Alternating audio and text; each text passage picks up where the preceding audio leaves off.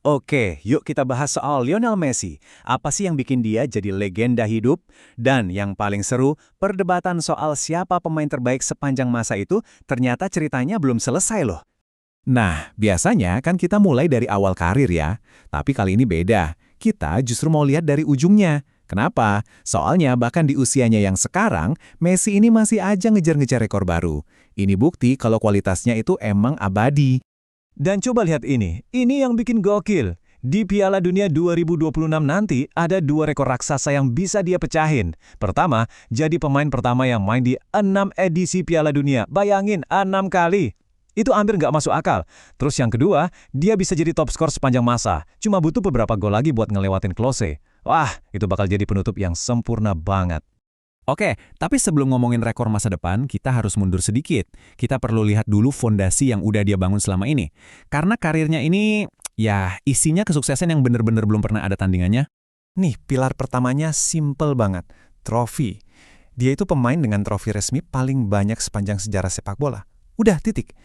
Angka 46 lebih ini aja udah cukup buat ngebungkam banyak orang kan? Coba kita lihat rinciannya. Ini bukan sembarang trofi loh. Ada Piala Dunia, Copa America, Liga Champions, belasan gelar liga. Gila kan? Dari level negara sampai klub paling top di Eropa, semuanya udah dia sikat abis. Bener-bener menang di semua level. Tapi pertanyaannya, apa kehebatan itu cuma soal trofi aja? Nah, ini yang menarik. Kita masuk ke pilar kedua dari warisan Messi, sesuatu yang bikin dia beda dari para pencetak gol hebat lainnya. Ini bukan cuma soal berapa banyak gol yang dia cetak. Dan inilah jawabannya. 407 assist. Ini rekor sepanjang masa loh. Jadi poinnya jelas banget. Messi itu bukan cuma mesin gol. Dia itu playmaker paling kreatif yang pernah kita lihat. Dia itu otaknya serangan. Nah, ngomongin Messi itu nggak bakal lengkap kalau nggak ngomongin rival abadinya. Ya, siapa lagi kalau bukan Cristiano Ronaldo. Mereka berdua ini saling dorong, saling pacu, sampai ke level yang, ya ampun, luar biasa banget. Coba kita bandingin data mereka. Di sini perdebatannya kelihatan jelas banget. Ronaldo, jelas dia adalah rajanya gol. Nggak ada yang bisa ngalahin jumlah golnya. Tapi Messi, dia rajanya trofi dan assist. Ibaratnya ini dua puncak gunung yang beda. Satunya pencetak gol paling tajam, satunya lagi pemain paling komplit. Kutipan ini pas banget buat nyimpulin. Pada akhirnya, perdebatan ini tuh subjektif. Nggak ada jawaban yang 100% benar. Semua balik lagi ke selera masing-masing. Kalian lebih suka yang mana? Mesin gol yang efisien banget atau seorang jenius kreatif yang bisa mubah permainan?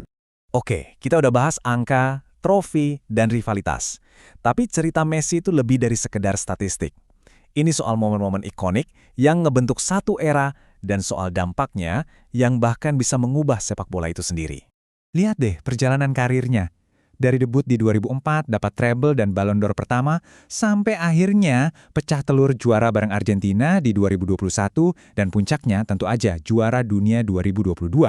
Terus dia pindah ke Inter Miami dan langsung mengubah peta sepak bola di Amerika Utara. Konsisten selama 2 dekade, gila. Nah, soal kepindahannya ke Amerika itu ada istilahnya sendiri, efek Messi. Ini bukan cuma soal dia gabung ke satu klub, bukan. Ini soal gimana kedatangannya itu langsung nyiptain fenomena besar, baik dari sisi ekonomi maupun budaya. Dan ini buktinya, bukan omong kosong. Lihat valuasi Inter Miami. Sebelum Messi datang, nilainya sekitar 600 juta dolar.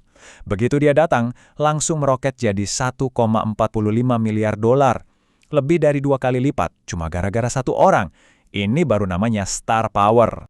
Dan yang lebih keren lagi, Inter Miami itu udah nyiapin ini dari jauh-jauh hari. Mereka punya klausul di kontrak sponsor yang bilang nilainya bakal otomatis naik 2 kali lipat kalau mereka bisa datengin pemain yang punya minimal 5 Ballon d'Or. Cerdas banget kan? Mereka udah tahu efek Messi ini bakal kejadian.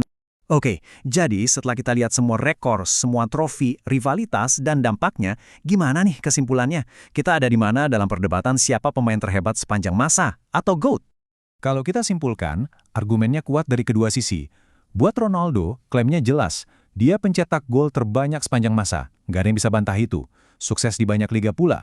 Sementara Messi, klaimnya adalah pemain dengan trofi dan assist terbanyak dalam sejarah. Plus, dia punya mahkota juara Piala Dunia. Jadi kita tutup dengan pemikiran ini. Warisan Messi itu udah pasti aman. Tempatnya di jajaran para dewa sepak bola itu nggak akan goyah. Tapi, ceritanya kan belum tamat. Dengan rekor-rekor baru yang masih bisa dia kejar, babak terakhir karirnya ini justru bisa jadi yang paling seru buat kita tonton. Menurut kalian gimana?